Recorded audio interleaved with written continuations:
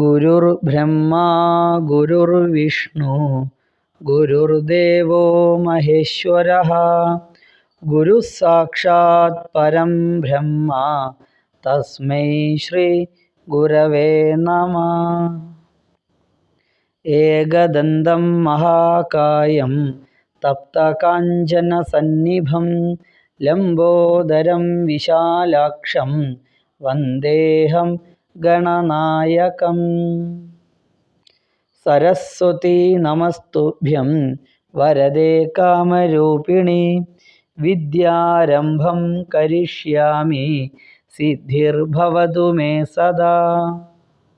സദാശിവസമാരംഭാം ശങ്കരാചാര്യമധ്യമാം അസ്മദാചാര്യപര്യന്താം വന്ദേ ഗുരുപരമ്പരാം.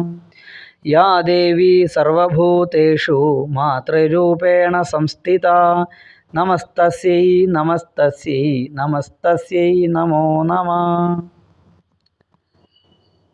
എല്ലാവർക്കും നമസ്കാരം. കായണ്ണ ശ്രീ ഭഗവതി ക്ഷേത്രവുമായി ബന്ധപ്പെട്ട ഒരു വാട്സപ്പ് കൂട്ടായ്മ ഉണ്ട് എന്നുള്ളത് അറിഞ്ഞു. അതിൽ ഒരുപാട് ഈശ്വര ചിന്തകളും സത്സംഗങ്ങളൊക്കെ നടക്കുന്നുണ്ട് എന്നുള്ള വിവരമൊക്കെ മനസ്സിലായി. ഒരുപാട് സന്തോഷം. മാത്രവുമല്ല, ഇന്നത്തെ ഒരു ദിവസം ആ ഒരു സജ്ജനങ്ങളുടെ കൂട്ടായ്മയിൽ രാമായണത്തെക്കുറിച്ചിട്ട് എന്തെങ്കിലും രണ്ട് വാക്ക് സംസാരിക്കുകയോ അല്ലെങ്കിൽ സംസാരിക്കാൻ ഒരവസരം തന്ന ക്ഷേത്ര ഭാരവാഹികൾക്കും എല്ലാവർക്കും കൃതജ്ഞത രേഖപ്പെടുത്താണ് ആദ്യമേ. എന്തായാലും ഒരു കാര്യം ഉറപ്പിക്കാം, ആദിപരാശക്തിയുടെ അപാരമായ കൃപാകടാക്ഷങ്ങളെ കൊണ്ട് മാത്രമാണ് ഇന്ന് ഇങ്ങനൊരു അവസരം സിദ്ധിച്ചത് എന്ന് വിശ്വസിക്കുന്നു. നമുക്കറിയാം, ഇപ്പോൾ കർക്കിടക മാസം ഇതാ കഴിയാൻ പോവുകയായി. കർക്കിടക മാസത്തിൽ എല്ലാ സ്ഥലങ്ങളിലും രാമായണ പാരായണം, രാമായണ വിചാര യജ്ഞങ്ങൾ തുടങ്ങിയ പല കാര്യങ്ങൾ നടക്കുന്നു. സനാതന ധർമ്മവിശ്വാസികളായ എല്ലാവരുടെ വീടുകളിലും കർക്കിടക മാസം രാമായണ മാസമായിട്ട് ആചരിച്ച് വന്നിട്ട് കുറച്ച് അനവധി വർഷങ്ങളായി. വാസ്തവത്തിൽ രാമായണം വായിക്കാൻ പ്രത്യേകം ഒരു മാസം എന്നുണ്ടോ എന്നൊക്കെ ചോദിച്ചാൽ ഇല്ല, എപ്പോഴും വായിക്കാം. എന്നാലും ഇങ്ങനൊരു പദ്ധതി ആവിഷ്കരിച്ചത് കൊണ്ട് പൊതുവെ കർക്കിടക മാസം രാമായണ മാസമാണ് എന്നുള്ള രീതിയിലൊരു ധാരണ എല്ലാവർക്കും കിട്ടി. എന്നിരുന്നാലും നല്ല കാര്യങ്ങൾ ഒരുപാട് ഈ മാസങ്ങളിൽ നടക്കുന്നുണ്ട്. പണ്ട് പഞ്ഞമാസം എന്നും അങ്ങനെയൊക്കെ പേര് കേട്ട് കർക്കിടകത്തിൽ പ്രയാസമാണ്, അങ്ങനെ എന്തോ ഒരു ധാരണ പൂർവികർ പറയുന്ന രീതിയിൽ ഇങ്ങനെ നമ്മൾ കേട്ടുപോന്നിരുന്നു. എന്നാൽ തികച്ചും ഈ കർക്കിടക മാസം ആധ്യാത്മിക ചിന്തയിലേക്ക്, ധാർമ്മിക മൂല്യങ്ങൾ ഉയർത്തിപ്പിടിക്കുന്നതിന് വേണ്ടിയിട്ട് രാമായണം പോലത്തെ നമ്മുടെ ഭാരതത്തിൻ്റെ ഇതിഹാസങ്ങളിലൊന്നായ ആ ഒരു ഇതിഹാസ ഗ്രന്ഥത്തെ പാരായണം ചെയ്യാനും അതിൽ പറഞ്ഞ മൂല്യങ്ങൾ ഉൾക്കൊള്ളാനൊക്കെ പറ്റുന്നൊരു അവസരമാക്കി സജ്ജനങ്ങൾ ഇതിനെ മാറ്റിയിട്ടുണ്ട്. നോക്കൂ, രാമൻ്റെ അയനം എന്ന രാമായണം മനുഷ്യജീവിതത്തിൽ വേണ്ട കാര്യങ്ങളെല്ലാം അതിൽ പറയുന്നുണ്ട് എന്ന് നമുക്കറിയാം. വിശ്വനാഥൻ എന്ന് പറഞ്ഞ കവിയുടെ സാഹിത്യ ദർപ്പണം എന്ന ഗ്രന്ഥത്തിൽ ഒരു വരിയുണ്ട്, രാമാധിപത് വർത്തിതവ്യം നതു രാവണാധിപത് എന്ന്. രാമനെപ്പോലെ പ്രവർത്തിക്കണം, ഒരിക്കലും രാവണനെപ്പോലെ ആവരുതേ എന്നുള്ളത്. എന്താ രാമൻ്റെ പ്രവൃത്തി? രാമൻ എല്ലാ സന്ദർഭങ്ങളിലും, വനവാസ സന്ദർഭങ്ങളിലാണെങ്കിലും ശരി, പട്ടാഭിഷേകം നടന്നു, അങ്ങനെ പല സന്ദർഭങ്ങളിലൊക്കെ രാമൻ ഒന്ന് മാത്രമാണ് മുറുകെ പിടിച്ചത്, ധർമ്മം. ചതുർവിധ പുരുഷാർത്ഥങ്ങളായ ധർമ്മവും അർത്ഥവും കാമവും മോക്ഷവുമെല്ലാം നമുക്ക് നേടണമെങ്കിൽ അതിൻ്റെ അടിസ്ഥാനം ആദ്യത്തെ പുരുഷാർത്ഥമായ ധർമ്മം തന്നെയാണ്. ധാർമ്മികമായിട്ടുള്ള ചിന്ത, ധാർമ്മികമായിട്ടുള്ള പ്രവർത്തികളൊക്കെ ഉണ്ടെങ്കിൽ അടുത്ത പുരുഷാർത്ഥത്തെ നമുക്ക് ആ ധാർമ്മികതയുടെ അടിസ്ഥാനത്തിൽ നമുക്ക് കിട്ടുന്നത് ധാർമ്മികമായിട്ട് തന്നെയായിരിക്കാം. കാരണം ധർമ്മം ചെയ്ത് കിട്ടുന്ന അർത്ഥത്തിന് നല്ല വിലയാണ്. അപ്പം ധാർമ്മികമായിട്ട് ചിന്ത ഉണ്ടെങ്കിൽ നമ്മുടെ ആഗ്രഹങ്ങളും അത്തരത്തിലുള്ള ധാർമ്മികമായിട്ടുള്ള ആഗ്രഹങ്ങളായിരിക്കാം. അവസാനം പറയുന്ന മോക്ഷം എന്ന് പറയുന്നത് മരിച്ചു കഴിഞ്ഞാൽ കിട്ടേണ്ട ഒരു സംഭവം മാത്രമല്ല, അങ്ങനെയൊന്നും ധരിക്കേണ്ട. ഈ ലോകത്തുനിന്ന് തന്നെ നമ്മൾ മുക്തി നേടുന്ന സമയത്ത് ഇവിടുന്ന് മരണത്തിന് മുന്നേ തന്നെ ആ മോക്ഷം നമുക്ക് നേടേണ്ടതുണ്ട്. എന്താണ് മോക്ഷം? മോക്ഷം എന്ന് പറഞ്ഞാൽ നമുക്ക് ആത്മസാക്ഷാത്കാരം തന്നെയാണ്. ഞാൻ ആരാണ്, എന്താണ് എൻ്റെ ഉദ്ദേശങ്ങൾ, ഞാൻ എന്തിനാണ് ഇവിടെ ജനിച്ചത്, ഈ വളരെ അസുലഭമായ ഈ മനുഷ്യജന്മം നമുക്ക് വെറുതെ കിട്ടിയതല്ല. ഈ മനുഷ്യജന്മത്തിൽ മാത്രം സാധിക്കുന്ന കുറേ കാര്യങ്ങളുണ്ട്. ഈ ആത്മജ്ഞാനം നേടേണ്ടതുണ്ട്. അഹം ബ്രഹ്മാസ്മി, എന്താണ് ആത്മജ്ഞാനം? ആ പരബ്രഹ്മമായ സ്വരൂപം ഞാൻ തന്നെയാണ് എന്നും ഇതേ സ്വരൂപമാണ് എല്ലാ സജ്ജനങ്ങളിലും പ്രവർത്തിക്കുന്നത് എന്നും ഉള്ള ആ ഒരു ബോധം, ആ ഒരു തിരിച്ചറിവ് നമുക്കുണ്ടാവുകയാണ് വേണ്ടത്. നമ്മൾ ശബരിമലയൊക്കെ പോയാൽ കാണാം, ഒരുപാട് കഠിന വ്രതങ്ങളൊക്കെ എടുത്ത് ചിട്ടകളോടുകൂടി വളരെ കഷ്ടപ്പെട്ട് കിലോമീറ്ററുകളോളം നടന്ന്, ധാരാളം ദൂരം നമ്മൾ നടന്ന് അവിടെ എത്തുമ്പോൾ അവിടെ ശ്രീകോവിലിൻ്റെ മുന്നിൽ അല്ലെ അവിടെ എഴുതി വെച്ചത് എന്താ? തത്വമസി എന്നാ. ആ തത്വം, തത് ത്വം അസി, ആ ത്വം എന്താണ്? നീയാണ് അല്ലേ. ആ തത് എന്താണ്? തത് എന്ന് പറഞ്ഞാൽ തത് ത്വം അസി. ആ തത് എന്ന് പറഞ്ഞ സംഭവത്തെയാണ് നമ്മൾ ബ്രഹ്മം എന്ന് പറയുന്നത്. ആ ബ്രഹ്മം ഞാനാകുന്നു എന്ന തിരിച്ചറിവ് നമുക്ക് അവിടെ എത്തുമ്പം കാണുന്നുണ്ട്. ഒരു വേർഡ് അവിടെ എഴുതി വെച്ചിട്ടുണ്ട്, അത് നീ തന്നെയാണ്. അതെന്താണ്? പ്രജ്ഞാനമാണ് ബ്രഹ്മം എന്ന് പറയുന്നുണ്ട്. അങ്ങനെ അനവധി തരത്തിൽ വേദാന്തത്തിലൊക്കെ അനവധി തരത്തിലുള്ള വിവരണങ്ങൾ അതിന് പറയുന്നുണ്ട്. ആ ഒരു ആത്മസാക്ഷാത്കാരത്തിലേക്ക് എത്താനുള്ള മാർഗമാണ് നമുക്ക് ഇത്തരത്തിലുള്ള ധാർമ്മിക ഗ്രന്ഥങ്ങളുടെ പഠനവും പാരായണവും എല്ലാം അതിനാണ്. അതായത് ക്ഷേത്ര ദർശനം വരെ അതിനാണ്. നമ്മൾ ഈശ്വരനെ മനസ്സിൽ വിചാരിക്കണമെങ്കിൽ, അല്ലെങ്കിൽ ഈശ്വരനെ മനസ്സിൽ കാണണമെങ്കിൽ, ചില ആളുകൾക്ക് നാളെ ക്ഷേത്രത്തിൽ പോകണം എന്ന് പറഞ്ഞാൽ ഒരു പക്ഷേ ആ ഒരു അനുഭൂതി കിട്ടണമെന്നില്ല. അതേ സ്ഥാനത്ത് എവിടെയും പോവാതെ ഇരുന്ന് മനസ്സിൽ ധ്യാനിക്കാനുള്ള കഴിവ് അപൂർവം ചില ആളുകൾക്ക് ഉണ്ടാവുള്ളൂ. അപ്പം ആ പറഞ്ഞ മോക്ഷത്തിലേക്ക് എത്താനുള്ള വഴികളാണ് ഇത്തരത്തിലുള്ള രാമായണത്തെ പോലെ മഹത് ഗ്രന്ഥങ്ങൾ പഠിക്കുകയും രാമൻ്റെ ജീവിതം നമ്മൾ മനസ്സിലാക്കുകയും എല്ലാം ധാർമ്മിക ചിന്തയുടെ ഉദാത്ത ഉദാഹരണമാണ്. ക്ഷേത്രത്തിൽ പോകുന്നു, അവിടെ ശ്രീകോവിൽ നല്ല ഭംഗിയിൽ വിളക്കൊക്കെ വെച്ച് ആ വിഗ്രഹത്തിൽ വളരെ നല്ല അലങ്കാരങ്ങളൊക്കെ ചെയ്ത് ഉള്ളിൽ നല്ലൊരു പ്രകാശം ഉണ്ടെങ്കിൽ, വിളക്കിൻ്റെ ശോഭ ഉണ്ടെങ്കിൽ നമുക്ക് ചില ആളുകൾക്ക് വലിയ തൃപ്തിയാണ്. നല്ലോണം അല്ലേ, അങ്ങനെ വിചാരിക്കുന്നവരുണ്ട്. ശരിയാണ്, അങ്ങനെ വേണം, സംശയമൊന്നുമില്ല. എന്നാൽ ഇതൊന്നും വേണ്ട. ശ്രീകോവിലിൻ്റെ ഉള്ളിൽ ഒരു തിരി മാത്രമാണെങ്കിലും എന്താണ്, ആ പ്രകാശം കിട്ടണം എന്നുണ്ടെങ്കിൽ നമുക്ക് ആ തത്വം മനസ്സിലാവണം. ഇനി അവിടെ അമ്പലത്തിൽ എത്തുകയും വേണ്ട, നമ്മൾ ഇരിക്കുന്നിടത്ത് ഇരുന്നിട്ട് ആ ഈശ്വര ചിന്ത നമ്മളെ മനസ്സിൽ വരണമെങ്കിൽ നമുക്കതിന് പെട്ടെന്ന്, സാധാരണ ഒരു മനുഷ്യർക്കത് കഴിയുന്ന കാര്യമില്ല. അത് ക്രമേണ ഇത്തരത്തിലുള്ള കാര്യങ്ങൾ മനസ്സിലാക്കുന്നതോടുകൂടിയാണ് നമ്മൾ കാര്യങ്ങളൊക്കെ നമുക്ക് തിരിച്ചറിയാം. രാമായണത്തെക്കുറിച്ചിട്ട് പല ആളുകളും പല തരത്തിലുള്ള വ്യാഖ്യാനങ്ങൾ എഴുതിയിട്ടുണ്ട്. വാൽമീകി രാമായണം ആദി കാവ്യമാണെന്ന് നമുക്കറിയാം. ശോകത്തിൽ നിന്നും ഉണ്ടായ ശ്ലോകമാണ് മാ നിഷാദ പ്രതിഷ്ഠാം ത്വമഗമ ശാശ്വതീ സമാഹ യത് ക്രൗഞ്ചമിഥുനാത് ഏകമവധീഹി കാമമോഹിതം എന്നുള്ളത്. അപ്പോൾ അരുത് എന്ന് പറഞ്ഞ അധാർമിക പ്രവർത്തികൾ കാണുമ്പോൾ അത് അരുത് എന്ന് പറയാൻ നമ്മെ പഠിപ്പിച്ച ആളാണ് വാൽമീകി മഹർഷി. വാൽമീകി മഹർഷിയാൽ രചിക്കപ്പെട്ട നമ്മുടെ രാമായണം ലോകത്തുള്ള മുഴുവൻ ജനങ്ങളിലും ഉണ്ടാക്കിയ സ്വാധീനം ചെറുതൊന്നുമല്ല. രാമായണത്തിൽ സീതാദേവിയെപ്പോലെ തന്നെ ധാരാളം പ്രാധാന്യമുള്ള സ്ത്രീ കഥാപാത്രങ്ങളുണ്ട്. വാസ്തവത്തിൽ രാമായണത്തിൻ്റെ ശക്തി സ്രോതസ്സുകൾ സ്ത്രീ കഥാപാത്രങ്ങളാണെന്ന് പറയാതിരിക്കാൻ നിർവാഹമില്ല. പല സന്ദർഭങ്ങളിലും നമുക്കത് മനസ്സിലാവും. രാമായണത്തിൽ 24,000 ശ്ലോകങ്ങളുണ്ട് വാൽമീകി രാമായണത്തിൽ. ആ 24,000 ശ്ലോകങ്ങളിൽ ഏറ്റവും പ്രധാനപ്പെട്ട ശ്ലോകം ഏതാണെന്ന് നമുക്ക് എല്ലാവർക്കും അറിയാം. എല്ലാവരും പറയുന്നത് അങ്ങനെയാണ്. മഹർഷിമാരൊക്കെ അല്ലെങ്കിൽ ഈ രാമായണത്തെ കൂടുതലായിട്ട് പഠിച്ച ആളുകളൊക്കെ പറയുന്നത് അങ്ങനെയാണ്. രാമം ദശരഥം വിദ്ധി മാം വിദ്ധി ജനകാത്മജ അയോധ്യാമടവീം വിധി ഗച്ഛ താത യഥാസുഖം എന്ന് ശ്രീരാമൻ്റെ കൂടെ വനവാസത്തിന് പോകാൻ ഒരുങ്ങുന്ന ലക്ഷ്മണനോട് സുമിത്ര പറയുന്നതാണത്. നോക്കൂ, ഇവിടെ എത്ര മനോഹരമായിട്ടാണ് ആ ധാർമ്മികത ഇവിടെ ഈ ഒരൊറ്റ ശ്ലോകത്തിൽ നമ്മളെ കാണിച്ചു തന്നത്. രാമനെ നീ ആരായിട്ട് കാണണം? അച്ഛനെ പോലെ കാണണം, ദശരഥനായിട്ട് കാണണം എന്നൊക്കെ പറയുന്നത്. കാരണം ആ ഒരു ധാർമ്മിക ചിന്തയാണ് നമ്മുടെ എല്ലാവരുടെയും ജീവിതത്തിൻ്റെ പ്രചോദനം എന്നുള്ളത്. നോക്കൂ, ഇവിടെ രാമനെ ദശരഥനായിട്ട് കാണണം, അതേപോലെ സീതാദേവി അമ്മയായിട്ടേ കാണാവൂ, കാടിനെ തന്നെ എന്താക്കൂ, അയോധ്യയായിട്ട് കണ്ടോളൂ.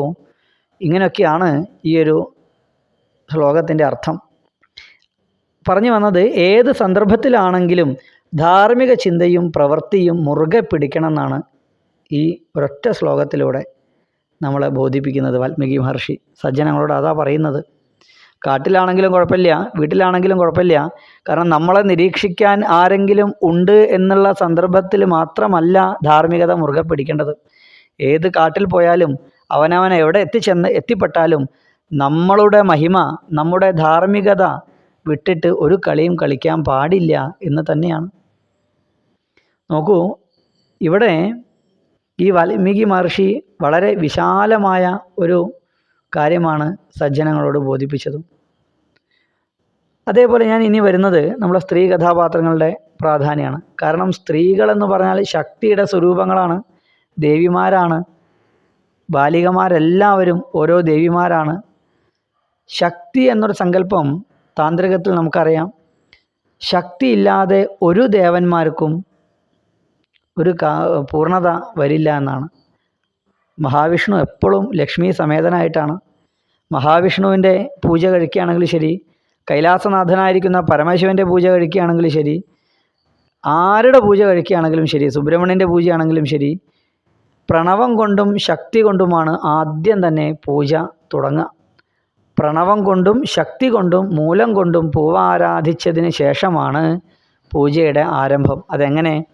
പൂജ കഴിക്കുന്ന ആൾ ദേഹശുദ്ധി തുടങ്ങിയ കാര്യങ്ങളൊക്കെ കഴിഞ്ഞതിന് ശേഷം സപ്തനദികളെയും ശംഖിലേക്ക് ആവാഹിച്ചതിന് ശേഷം ജലം ശുദ്ധമാക്കുന്നു. തുടർന്ന് അവിടെ ആത്മാരാധന നടത്തുന്നു. ഇതെല്ലാം കഴിഞ്ഞതിന് ശേഷം ദേവീദേവന്മാരുടെ അല്ലെങ്കിൽ ഭഗവാന്റെ വിഗ്രഹത്തിലേക്ക് ആദ്യത്തെ പൂവിടുന്നത്, പൂവ് അർച്ചിക്കുന്നത് പ്രണവം കൊണ്ടാണ്. ഈ പ്രണവം എന്ന് പറഞ്ഞാൽ ബ്രഹ്മത്തിൻ്റെ സ്വരൂപമാണ്, ബ്രഹ്മാക്ഷരമാണ്. ആ ഓംകാര ധ്വനിയിലാണ് ഈ പ്രപഞ്ചത്തിൻ്റെ ശക്തി എന്നാണ്.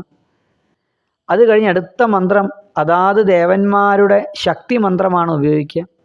നോക്കൂ, പറഞ്ഞു വന്നത് ഈ ശക്തി ആരാണ്? മഹാവിഷ്ണുവിൻ്റെ ശക്തി ലക്ഷ്മി ദേവി തന്നെയാണ്, പരമശിവൻ്റെ പാർവതി ദേവി തന്നെയാണ്, അല്ലേ? നമുക്കറിയാം. അപ്പോൾ ശക്തിയില്ലാതെ ഒരു ദേവന്മാർക്കും പൂർണ്ണത കിട്ടില്ല എന്നർത്ഥം. അങ്ങനെ ചിന്തിക്കുമ്പം രാമായണത്തിലെ ശക്തി കഥാപാത്രങ്ങൾ തന്നെയാണ് സ്ത്രീകളെല്ലാവരും, സ്ത്രീ കഥാപാത്രങ്ങൾ. ഇവിടെ കവികുല ഗുരുവായ കാളിദാസൻ രഘുവംശം എന്ന കാവ്യത്തിൽ, കാളിദാസൻ്റെ രഘുവംശം എന്ന കാവ്യത്തിൽ ആദ്യം എഴുതുന്ന നാന്ദി ശ്ലോകമുണ്ട്, അതായത് മംഗളശ്ലോകം. വാഗർത്ഥാവിവ സംപൃക്തൗ വാഗർത്ഥപ്രതിപത്തയേ ജഗതഃ പിതരൗ വന്ദേ പാർവതി പരമേശ്വരൗ എന്നാണ്. വാക്കും അർത്ഥവും എത്രത്തോളം കൂടിക്കലർന്നിരിക്കുന്നുവോ, അതായത് അർത്ഥമില്ലാത്ത വാക്ക് പറഞ്ഞിട്ട് കാര്യമില്ല. നമ്മളൊരു വാക്ക് പറയുമ്പം തന്നെ അവിടെ അർത്ഥം സ്വാഭാവികമായിട്ട് പെട്ടെന്ന് നമ്മളെ മനസ്സിലേക്ക് വരും. ആ വാക്കും അർത്ഥവും എങ്ങനെയാണോ ഒരുമിച്ച് എപ്പോഴും നിൽക്കുന്നത്, വാക്കിന് അർത്ഥത്തിനോട് അത്രത്തോളം പ്രതിബദ്ധതയുണ്ടോ, അപ്രകാരമാണ് ലോകത്തിൻ്റെ രക്ഷിതാക്കളായിട്ട്, പ്രപഞ്ചത്തിൻ്റെ രക്ഷിതാക്കളായിട്ട് വിശേഷിപ്പിച്ചത് പാർവതി പരമേശ്വരന്മാർ. അപ്പോൾ നോക്കൂ, പരമേശ്വരന് മാത്രമല്ല, പാർവതിയാണ് അവിടെ ശക്തിയായിട്ട് നിലകൊള്ളുന്നത്. ശിവശക്തികളെ പോലെ അങ്ങനെയാണ് ശിവശക്തികളെ പ്രപഞ്ചത്തിൻ്റെ രക്ഷിതാക്കളായിട്ട് ഉദാഹരിച്ചത്. പരമശിവൻ്റെ ശക്തി പാർവതി ദേവിയാണ്, മഹാവിഷ്ണുവിൻ്റെ ലക്ഷ്മിയാണെന്നൊക്കെ പറഞ്ഞു. അതേപോലെ തന്നെയാണല്ലോ ശ്രീരാമചന്ദ്ര ഭഗവാനും സീതാദേവിയും. കാരണം ഇവർക്കൊന്നും ശക്തി കൂടാതെ പൂർണ്ണത വരില്ല. അധർമ്മത്തെ ഇല്ലായ്മ ചെയ്യണമെങ്കിൽ ഭഗവാൻ പല അവതാരങ്ങൾ എടുത്തിട്ടുണ്ട്. അതിൽ മഹാവിഷ്ണു ശ്രീരാമചന്ദ്രനായി അവതരിച്ച സമയത്ത് മഹാലക്ഷ്മി സീതയായി പിറന്നു. എങ്ങനെ? മിഥിലയുടെ രാജകുമാരിയായിട്ട് ജനകൻ്റെ പുത്രിയായി ആ സീതാദേവി മാറിയപ്പോൾ ജനകരാജനും സുനേന രാജകുമാരിക്കും മകളായിട്ട് ജനിക്കുകയാണ് ഊർമിള. ഊർമിള എങ്ങനെയാണ്? ഊർമിള ഒരു ടേണിംഗ് പോയിൻ്റ് തന്നെയാണ് രാമായണത്തിൽ.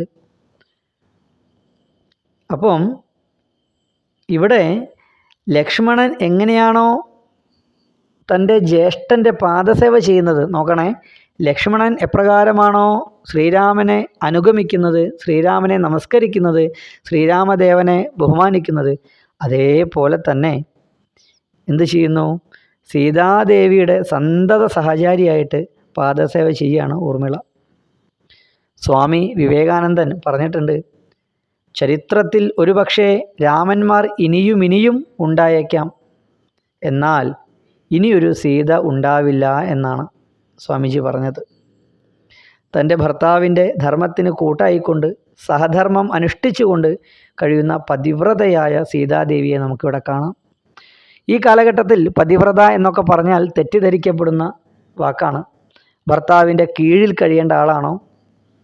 അല്ലെങ്കിൽ അതിനൊന്നും പറ്റൂല. പതിവ്രത എന്നുള്ള സങ്കല്പത്തെ തെറ്റായിട്ട് വ്യാഖ്യാനിക്കുന്ന കാലഘട്ടമാണ്. എന്താണ് പാതിവൃത്യം? നമ്മൾ ഭാര്യമാരെ പറയാം അല്ലേ? ഭർത്താവ് ഭാര്യ എന്ന വാക്കുണ്ടല്ലോ. ഭാര്യ എന്നുള്ള പദം നമ്മൾ സഹധർമ്മിണി എന്നൊക്കെ പറയാറുണ്ട്. ധർമ്മത്തിന് കൂട്ടായിട്ട് നിൽക്കണം എന്നാണ്. ഭർത്താവിൻ്റെ ധാർമ്മിക കാര്യങ്ങൾക്ക് ഒരു കൂട്ടായിക്കൊണ്ട് സഹധർമ്മിണിയായിട്ട് ജീവിക്കണം എന്നാണ്. അതിൻ്റെ അർത്ഥം അവനവന് സ്വാതന്ത്ര്യം ഇല്ല എന്നൊന്നുമല്ല. സഹധർമ്മശ്ചര്യതാം എന്ന മന്ത്രം ചൊല്ലിയിട്ടാണ് രണ്ട് ഭാര്യ ഭർത്താക്കന്മാരാവുന്നത് തന്നെ. അങ്ങനെ നോക്കുമ്പോൾ നമ്മുടെ ഈശ്വരീയ കഥാപാത്രങ്ങളൊക്കെ നമ്മളെ മനസ്സിലേക്ക് വരും. ശിവനും പാർവതീദേവിയും സീതാദേവിയും ശ്രീരാമ ഭഗവാനും തുടങ്ങിയ കാര്യങ്ങളൊക്കെ നമ്മളെ മനസ്സിലേക്ക് വരും. സ്ത്രീ എന്ന് പറഞ്ഞാൽ നമുക്കറിയാം ശക്തിയുടെ സ്വരൂപമാണെന്നൊക്കെ നമ്മൾ പറഞ്ഞു. സനാതനധർമ്മത്തിൽ സ്ത്രീകളുടെ പ്രാധാന്യം ചെറുതൊന്നുമല്ല. കാരണം അനവധി മന്ത്രങ്ങളുണ്ട് നമ്മളുടെ സംസ്കാരത്തിൽ. അതിലേറ്റവും വലിയ മന്ത്രമായിട്ട് നമ്മൾ ഗായത്രി മന്ത്രത്തെയാണ് നമ്മൾ കാണുന്നത്. മന്ത്രങ്ങൾ ധാരാളമുണ്ട്, ശരിയാണ്. അതേപോലെ തന്നെ നോക്കൂ, ഭാരതീയ സംസ്കാര പ്രകാരം അനവധി പുണ്യസ്ഥലങ്ങൾ, ഈ പുണ്യസ്ഥലങ്ങളുടെയും പുണ്യ നദികളുടെയും എല്ലാം പേര് സ്ത്രീലിംഗത്തിലല്ലേ? ഒരു 80-85% അല്ലെ 90% എന്നൊക്കെ പറയാം.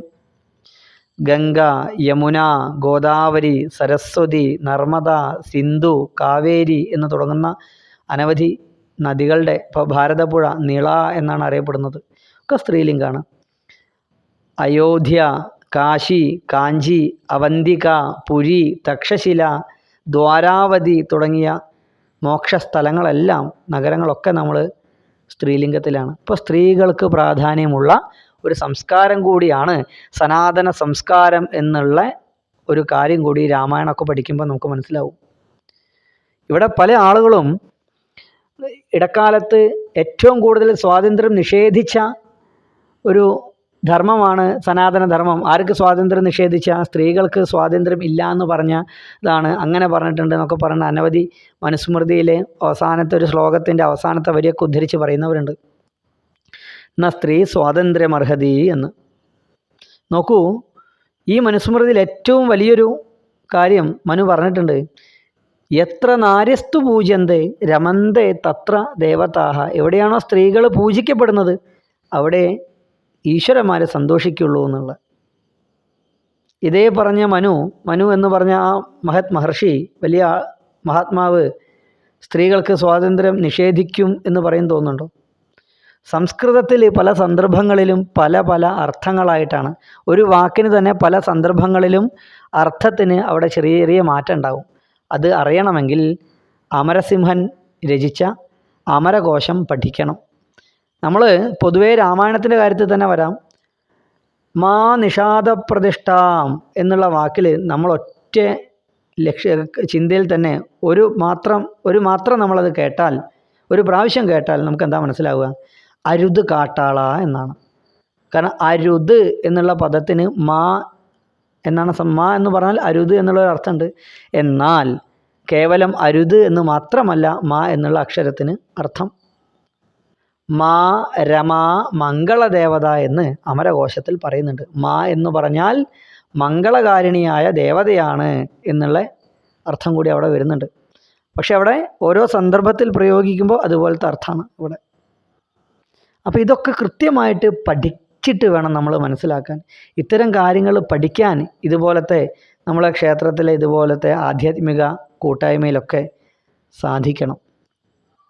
അതിനാണല്ലോ ഇതുപോലത്തെ വാട്സപ്പ് ഗ്രൂപ്പാണെങ്കിലും നമുക്കെല്ലാവർക്കും നമ്മളുടെ വീടുകളിൽ ഇരുന്നു കൊണ്ട് ഒരുപാട് നല്ല നല്ല ആചാര്യന്മാരുടെ സത്സംഗങ്ങൾ നമുക്ക് കേൾക്കാം, കാര്യങ്ങൾ പഠിക്കാം.